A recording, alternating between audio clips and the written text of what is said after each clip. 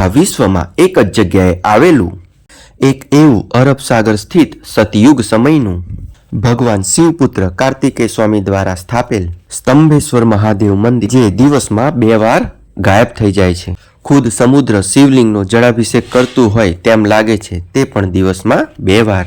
અને આ આખું મંદિર જ એ બંને સમયમાં સમુદ્રના પાણીમાં એવું ડૂબી જાય છે કે જાણે અદૃશ્ય થઈ ગયેલ હોય તેમ લાગે છે. આ સમુદ્ર અને તેની આસપાસનો નજારો,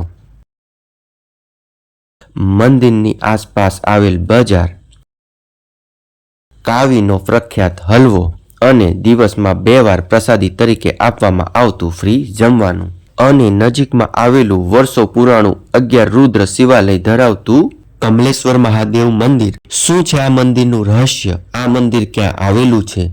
શું છે આ મંદિર પાછળનો પૌરાણિક ઇતિહાસ? તે આજે આપણે આગળ આ વિડીયોમાં જાણીશું અને સ્તંભેશ્વર મહાદેવ મંદિરના દર્શન કરીશું. નમસ્કાર મિત્રો, આજે આપણે ફરી આવી ગયા છીએ હંમેશાની જેમ એક એવા સૌથી અલગ, નવા, ઐતિહાસિક, પૌરાણિક, રહસ્યમય, ચમત્કારી અને સતયુગ સમયના કાવી કંબોઈ ગામે આવેલા સ્તંભેશ્વર મહાદેવ મંદિરે. આ મંદિર ભરૂચ જિલ્લાના જંબુસર તાલુકાના કાવી કંબોઈ ગામમાં અરબ સાગર સમુદ્ર તટ પર આવેલું છે. કાવી પછી કંબોઈ ગામ આવે છે. આ જગ્યાને કાવી કંબોઈ તરીકે પણ ઓળખાય છે. આ મંદિર ભરૂચથી 80 કિલોમીટર, વડોદરાથી 70 કિલોમીટર અને જો તમે અમદાવાદથી આવો તો 170 કિલોમીટર જેટલું અંતર થાય છે. ભગવાન કાર્તિકેય સ્વામીએ તારકાસુરનો વધ આ જગ્યાએ કરેલો ત્યારે અહીં ભગવાન શિવે કાર્તિકેય સ્વામીને હજારો વરદાન આપેલા હતા. દુનિયાનું ફક્ત આ એક જ શિવલિંગ કે જેની 33 કરોડ દેવી દેવતાઓએ સ્તુતિ, આરાધના, સ્થાપના કરી અને પછી આ સમુદ્ર તટ પર અહીં મંદિર બંધાયું, જેમાં દરિયા દેવતા ખુદ 2 વખત ભગવાન શંકરના શિવલિંગને જળાભિષેક કરતા હોય તેમ લાગે છે. અત્યારે આપણે વડોદરા પાદરા રોડ મારફત પાદરા ગામ આવી પહોંચ્યા છીએ. बोलिए क्या प्रश्न है, कहाँ से आए आप? हम पादरा से। आंध्र प्रदेश? पादरा। कहाँ है ये? पादरा से डबका गांव। पादरा? पादरा पादरा।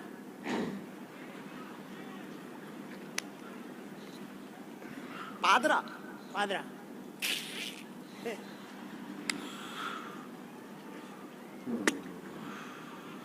नाम बदलो यार। कुछ और बोलो ना। पादरा तालुका।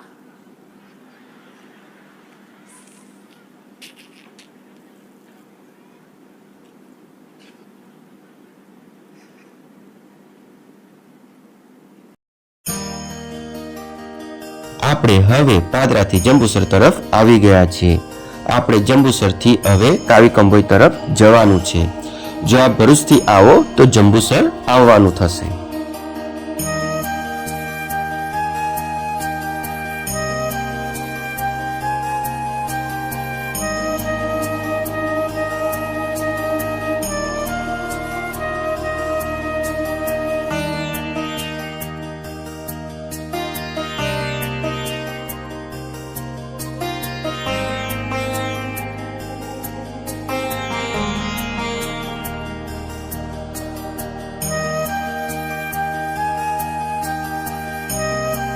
મંદિરે જતા રસ્તામાં એક નોબાર કરીને ગામ આવે છે. આપ જાણીને આશ્ચર્ય થશે, પણ આ મારું મૂળ વતન ગામ છે નોબાર. હવે આ મંદિરના ઇતિહાસ વિશે વાત કરીએ તો સ્કંદ પુરાણ અનુસાર તારકાસુરે શિવજીની કઠોર તપશ્ચર્યા કરી શિવજીને પ્રસન્ન કર્યા અને શિવજીને વરદાનમાં માંગ્યું કે મને કોઈ પણ ના મારી શકે. પણ શિવજીએ આ અસંભવ છે તેમ કહી અન્ય વરદાન માંગવા કહ્યું. ત્યારે તારકાસુરે વરદાનમાં માંગ્યું કે મારું મૃત્યુ શિવપુત્રથી જ થાય અને તે પણ 6 દિવસની આયુનો હોય ત્યારે. વરદાન મળતા જ તુરત જ તારકાસુરે 3 લોકોમાં હાહાકાર મચાવવા લાગ્યા, જેનાથી બધા દેવી દેવતા એના આતંકથી ભગવાન શિવની શરણમાં ગયા અને શિવજીએ પોતાના તેજથી કાર્તિકેયને પ્રગટ કર્યા અને 6 દિવસની આયુમાં જ તેમણે તારકાસુરનો વધ કર્યો. પણ કાર્તિકેયને એ વાતનો પણ અફસોસ થયો કે તેમણે ભગવાન શિવના ભક્તનો વધ કર્યો છે. ત્યારે તેમને દેવતાઓના માર્ગદર્શન હેઠળ આ સમુદ્ર તટ પર શિવલિંગની સ્થાપના કરી ત્યારે તેમના મનને શાંતિ મળી. ત્યારબાદ ભગવાન શંકર સ્વયં અહીંયા બિરાજમાન થયા, ત્યારથી આ તીર્થનું નામ સ્તંભેશ્વર પડી ગયું. આપણે અત્યારે કાવી ગામ પહોંચી ગયા છીએ, જ્યાં એક વર્ષો જૂનું પૌરાણિક સ્વયંભૂ 11 રુદ્ર શિવાલય ધરાવતું મંદિર આવેલું છે. ચાલો આપણે એના દર્શન કરીએ. કમલેશ્વર મહાદેવના સાનિધ્યમાં કપિલ મુનિએ અહીં કઠોર તપસ્યા કરી અને આ ધરતીને પાવન કરી હતી.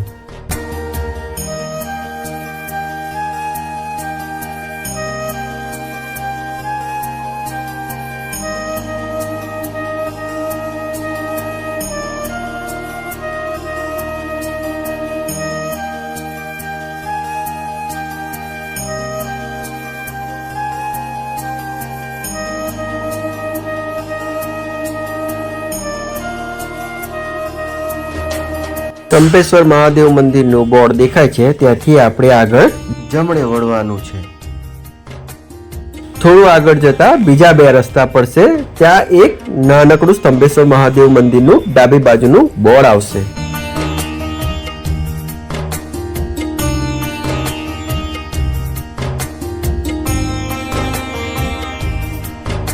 આપણે ફાઇનલી કંભોઈ ગામે આવી ગયા છીએ. આપ મંદિરે પહોંચતા પહેલા જ રસ્તામાં વિશાળ સમુદ્ર જોઈ શકો છો.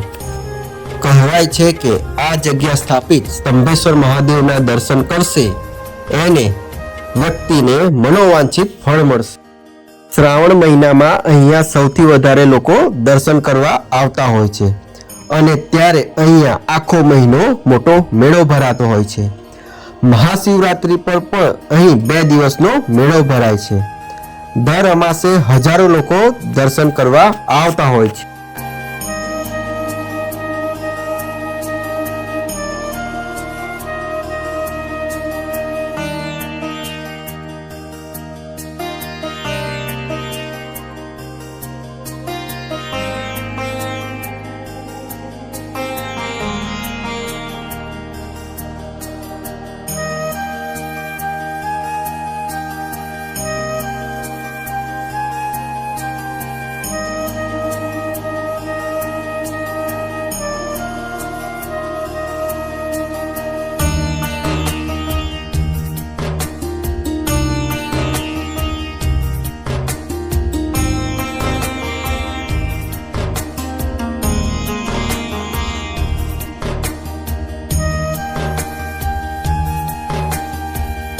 મંદિર પાસે એવી ઘણી બધી દુકાનો અને લારીઓ આવેલી છે, જ્યાં લીંબુ શરબત, ખાણીપીણી, પૂજા સામગ્રી, સામાન અને ખાસ એવો કાવ્યનો પ્રખ્યાત હલવો પણ મળે છે.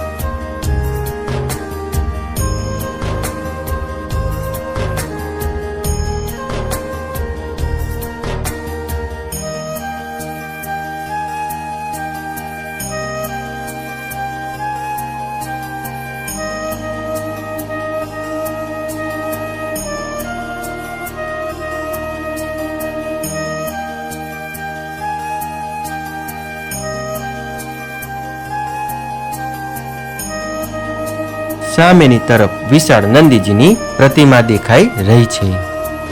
ચાલો આપણે હવે સૌથી પહેલા નંદી મહારાજના દર્શન કરીએ.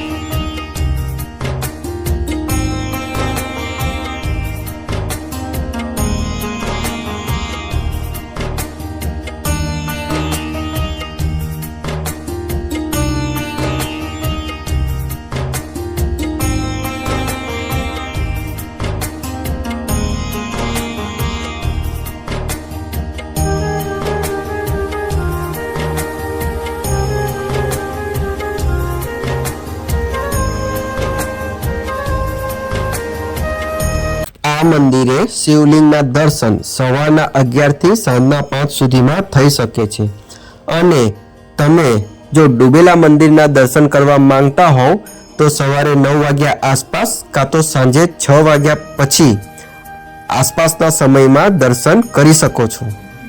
તે સમયે આખું મંદિર સમુદ્રના પાણીમાં ડૂબી જાય છે, જાણે કે અદૃશ્ય જ થઈ ગયેલ હોય એમ જ ભાસ થાય છે.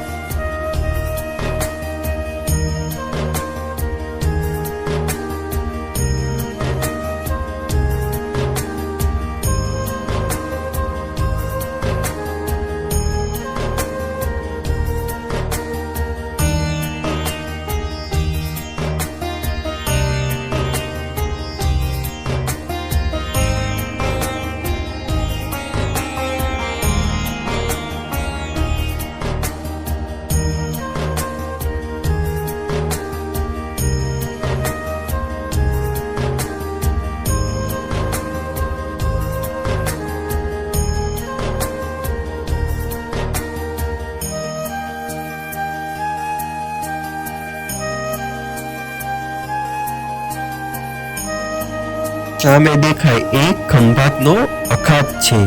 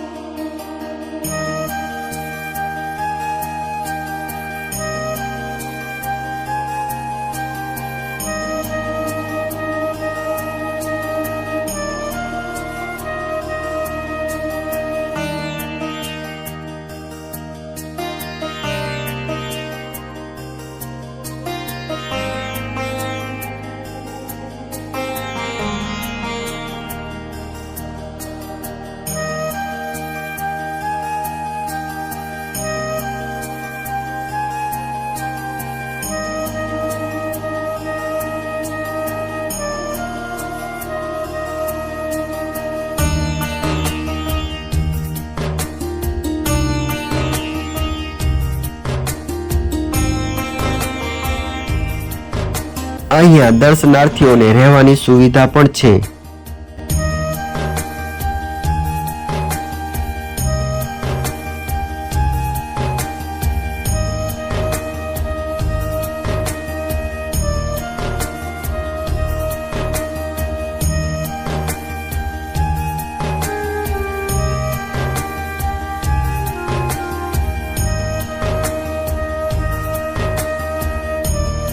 અહીંયા બપોરે અને સાંજે પ્રસાદી તરીકે ફ્રીમાં જમવાની વ્યવસ્થા પણ આપવામાં આવે છે. આપ આ મંદિરની મુલાકાત એકવાર અવશ્ય લેજો અને સ્વયંભૂ એવા સ્તંભેશ્વર મહાદેવના દર્શન કરજો. મહાદેવ આપની મનોકામના પૂર્ણ કરે. હર હર મહાદેવ. આપ આગળ આવા વિડીયો જોવા માંગતા હો તો અમારી ચેનલને સબસ્ક્રાઇબ કરો અને જો આ વિડીયો ગમ્યો હોય તો લાઈક કરી લોકો સુધી આ માહિતી શેર કરજો. નવા વિડીયો સાથે ફરી મળીશું. ઓમ નમઃ શિવાય.